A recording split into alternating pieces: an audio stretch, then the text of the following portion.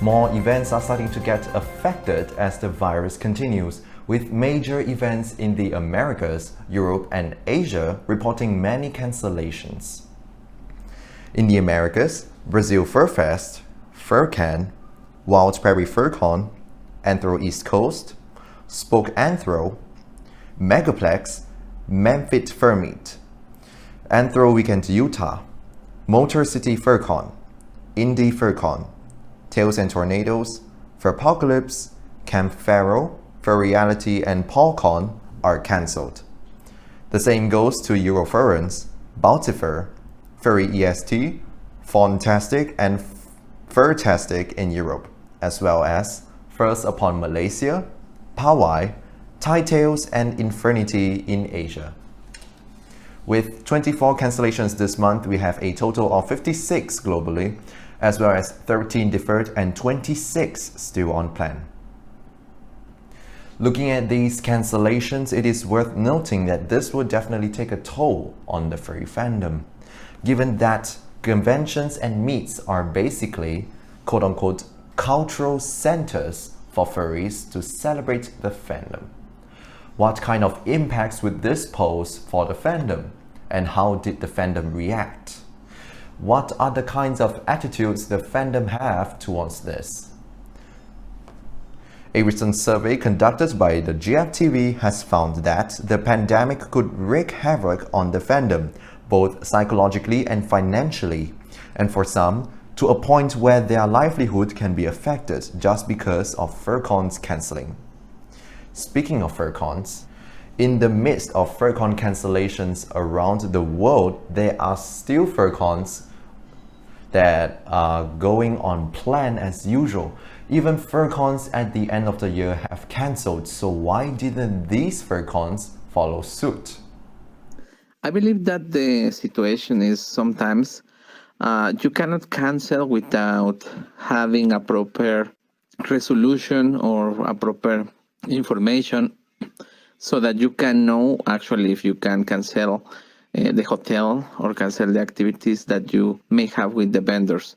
So basically, it's very important to understand that it's not something that the conventions don't want to cancel, but that sometimes they need to fulfill some sort of previous advices regarding this.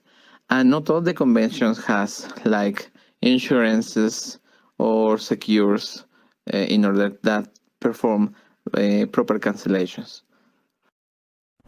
To furcons, cancellations are not easy things to do, as they may be charged by the venue because of the change of plans, which could negatively affect them financially.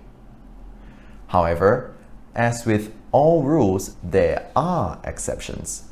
Events can cancel by this thing called force majeure, meaning that they can cancel without any penalties because of natural or unavoidable catastrophes that are unforeseeable. Some examples include war, natural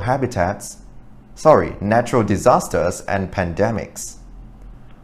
However, conditions may be getting tighter, since according to Investopedia, questions about what is and is not foreseeable in a legal sense have been raised, given the increased awareness of both man-made and natural disasters, such as pandemics, asteroids, and nuclear warfare. The survey also saw the importance of socializing to furries, in that it holds a special meaning to them, hence explaining the quote-unquote drive for furries to look for many ways to socialize with each other during the pandemic, as well as for some to meet each other as soon as the pandemic ends, all of which can be observed through the survey results. The survey results can be accessed through the QR code currently shown on screen or through the link in the description box below.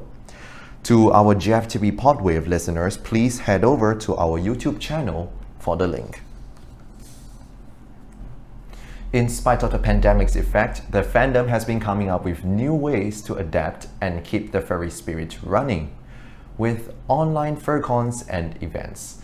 Although they are in some ways inferior to their physical counterparts, the community's fun and friendship still goes on. On a positive note, virtual reality furry convention Furry online experience has recently reported a total of 2,692 attendees and also raised a total of $8,646.93 United States dollars for Save a Fox Rescue, a non-profit organization focusing on rescuing captive non-releasable foxes. In addition to that, ARF Open Day, an online event hosted by Argentinian furcon Argentina Fur Fiesta, has raised a total of $492.99 United States dollars for Bocalan, Argentina, a non-profit specializing in assisted therapy with dogs and training assistance dogs.